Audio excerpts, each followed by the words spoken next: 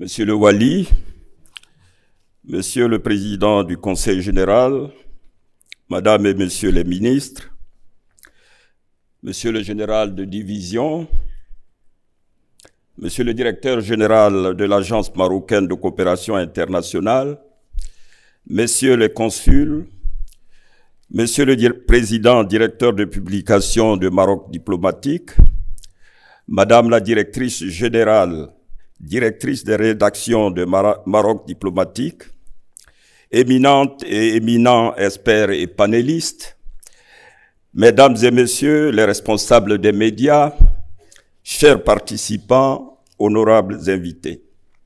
En ce jour mémorable, je voudrais d'abord vous dire bonne fête de l'indépendance. Je voudrais de prime abord exprimer mes sincères remerciements aux organisateurs de ce forum, M. Hassan Alaoui et Mme Souad Mekaoui, respectivement président et directrice générale du journal Maroc diplomatique, pour l'aimable invitation qu'ils ont bien voulu m'adresser pour prendre part à cet important forum.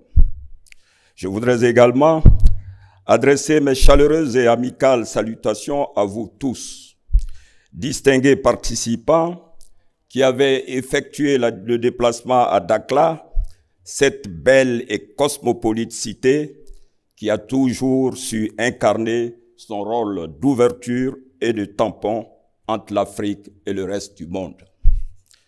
Votre présence traduit assez éloquemment l'intérêt que vous portez au sujet et qui nous réunira au cours de ces 2 jours qui présagent de fructueux échanges.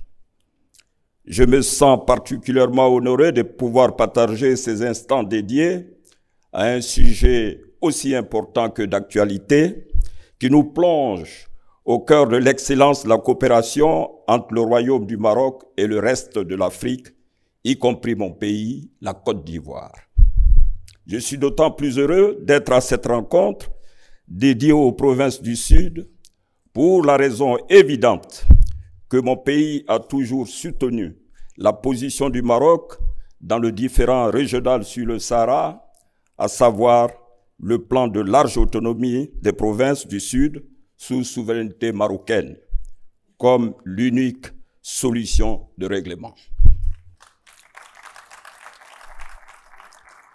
Chers invités, distingués participants, la tenue de ce forum, malgré les restrictions sanitaires liées à la Covid-19, traduit l'exemplaire résilience du gouvernement et du peuple marocain et particulièrement des populations des provinces du Sud.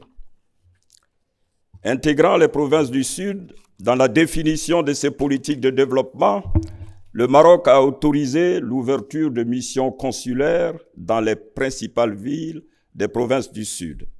C'est à juste titre que mon pays n'a pas hésité à ouvrir à Laayoune un consulat honoraire le 26 janvier 2019, qui sera par la suite érigé en consulat général, inauguré le 18 février 2020. Cette décision, au-delà de son aspect politique, diplomatique et historique, répond à des exigences d'ordre économique et social. Il convient de mentionner que la Côte d'Ivoire et le Maroc, qui entretiennent depuis toujours des liens d'amitié et de coopération, offrent ces dernières années un modèle réussi de coopération sud-sud. Permettez qu'à ce stade de mon propos, je rende un vibrant hommage à nos 2 hommes d'État, le président de la République, son Excellence Alassane Ouattara, et Sa Majesté le roi Mohamed VI, que Dieu l'assiste. Sous leur leadership, les échanges commerciaux et d'investissement entre nos 2 pays ont atteint un seuil record, plaçant le Maroc dans le top 3 des investisseurs étrangers en Côte d'Ivoire ces dernières années.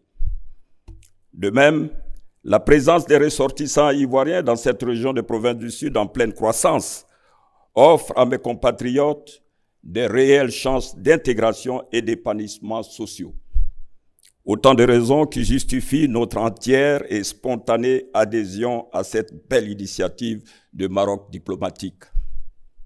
Aujourd'hui, il est impérieux de renforcer la coopération Sud-Sud avec de nouvelles orientations stratégiques afin de mieux relever les défis de développement qui intègrent plus que jamais la santé publique.